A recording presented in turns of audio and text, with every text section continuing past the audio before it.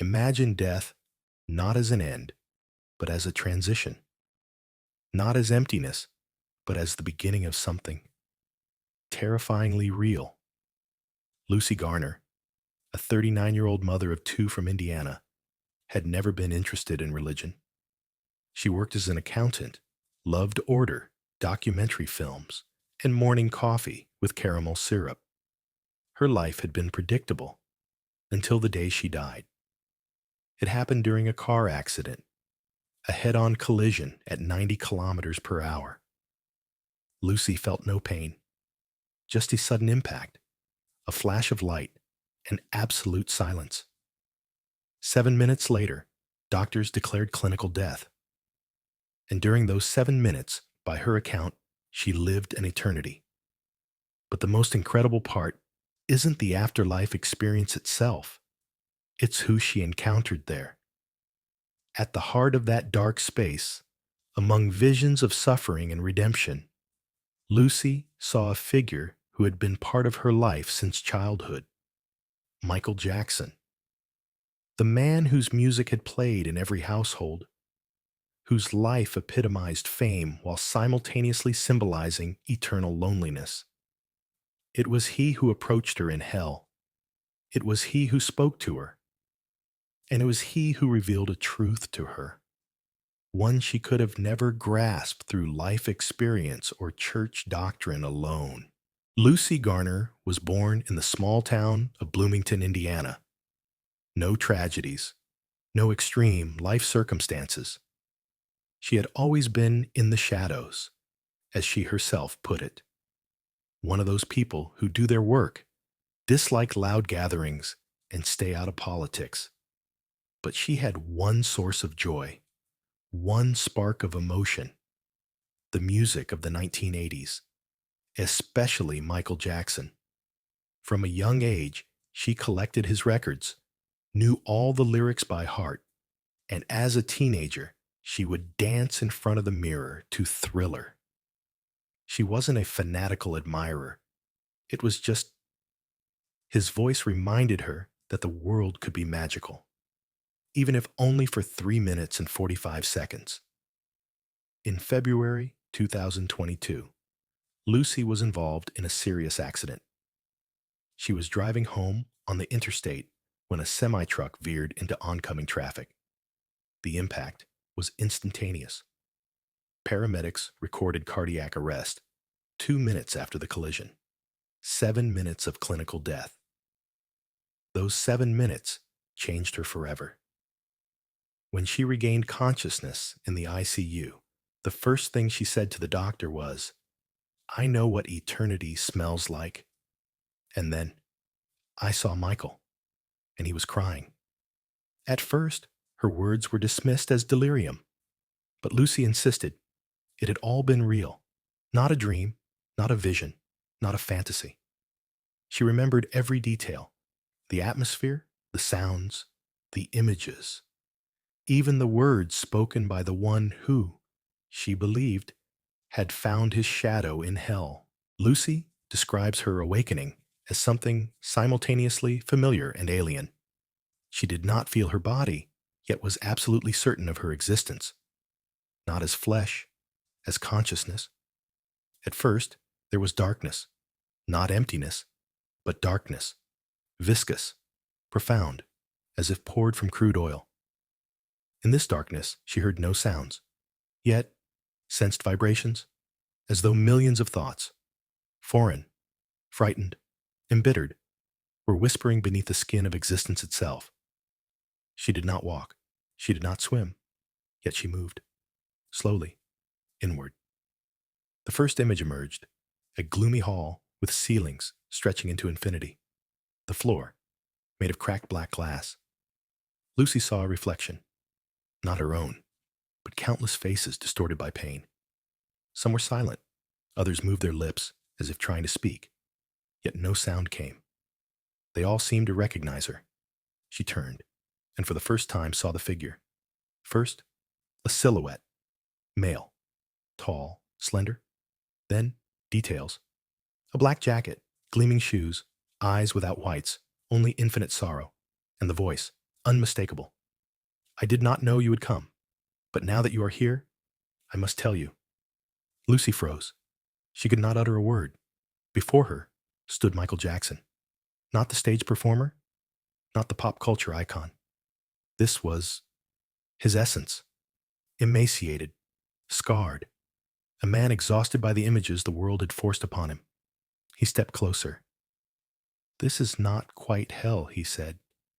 "This is purification or punishment, depending on how you lived your truth."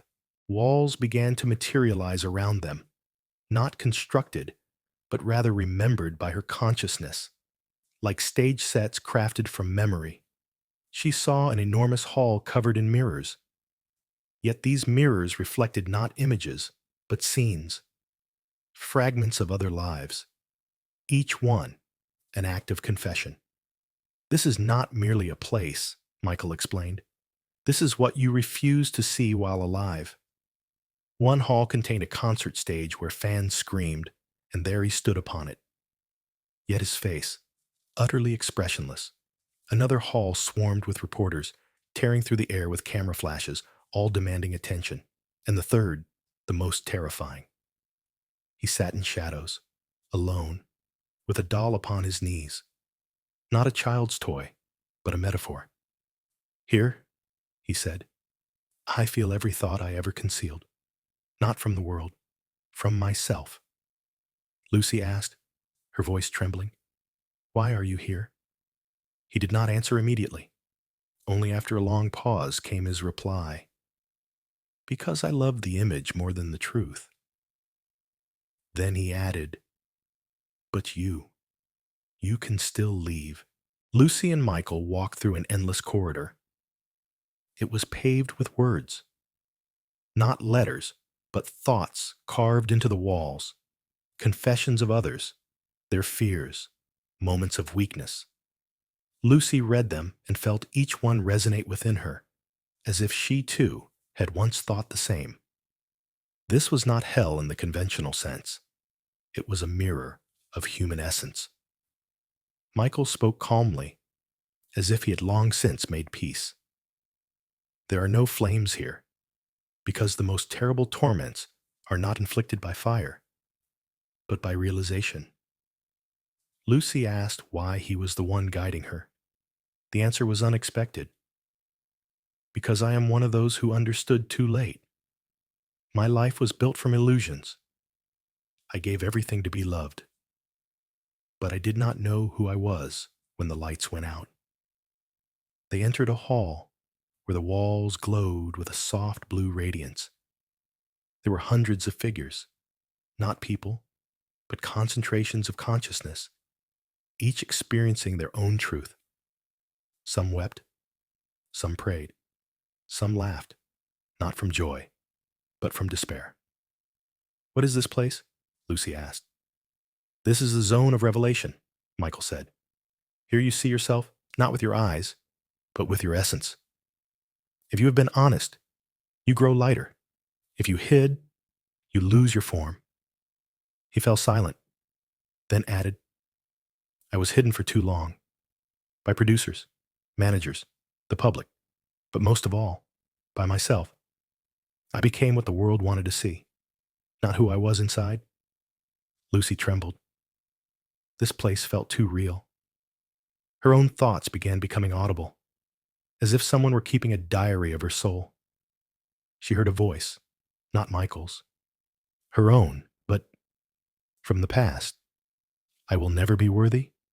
I must be perfect. If I am not loved, I am worthless."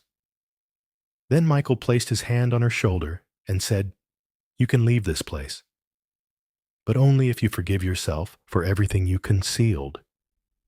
Hell begins with rejection. Eternity is not punishment. It is a choice." In this space, where thought itself is laid bare, lies become heavy. They literally pull one toward the ground. Lucy felt her own fears transforming into chains. One after another, memories of those she had betrayed, of words spoken insincerely, of feelings she had suppressed. All of it materialized. "I did not know these were all real sins," she whispered.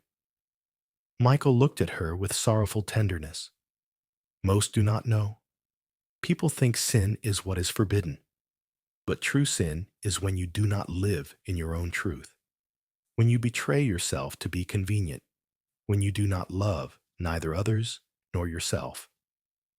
Suddenly, figures appeared around them, people from her past, the mother she had not spoken to for years, the man she had once betrayed, the friend she had judged. They all stood silently, just watching. And then Lucy understood. Hell does not punish.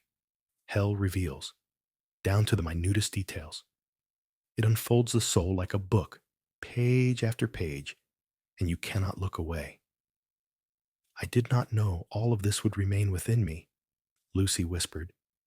"That the pain of others does not disappear." "It does not disappear," Michael replied. "It remains until you look at it directly and say, 'I will run no more.'" At that moment, the light around them began to change. The darkened dome above their heads started cracking like a shell. Through the fissures streamed a soft light, neither daylight nor heavenly. It was the light of inner forgiveness, warm, quiet, real. For the first time since this began, Lucy felt no fear, not because the danger had passed, but because she had seen herself, truly, vulnerably, imperfectly, and had not turned away. "Are you ready?" Michael asked. "For what?" "To return, but different. Because now you know, true hell is lying to yourself, and the way out is truth, even when it is terrifying." He extended his hand. Lucy touched it, and everything began to disappear. The whispers, the images, the fear, all dissolved like vapor. When Lucy opened her eyes back in reality, it felt as though not minutes, but an eternity had passed. Her heart beat in her chest, slowly yet steadily. Doctors stood in the hospital room, frightened yet relieved. Machines beeped, confirming she had returned. But inside, everything was different. The first thing she felt was weight. Not physical. It was the weight of realization. Everything she had seen, felt, understood. It was still with her. Not a dream, not a vision. Truth. Days passed before she dared to speak. The first words she uttered were, "I was in hell, and I saw Michael Jackson." Reactions varied. Some smiled condescendingly. Some were frightened. Others dismissed it. But Lucy no longer tried to prove anything. She knew what she had experienced wasn't meant for debate.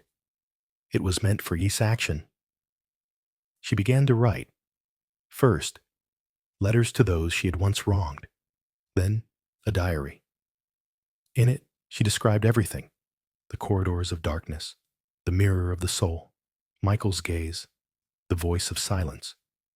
She wrote not as a fanatic, but as someone who had touched the edge. She stopped fearing loneliness. It had become familiar to her. The fear of death no longer held power, because she understood. True death is a life without truth, without love, without acknowledging one's mistakes. Lucy became a hospice volunteer. She spoke to those standing at the threshold, not about miracles, but about authenticity, about fragility, about forgiveness, and most importantly, about choice. Every person, she would say, builds their own hell, brick by brick. But the way out is also in our hands, not outside, within. Lucy's story spread across the internet. Some laughed, some argued, but there were those who wept while reading her words. Some who, for the first time in years, felt hope. Because this story isn't about Michael Jackson, and it isn't about fire. It's about us.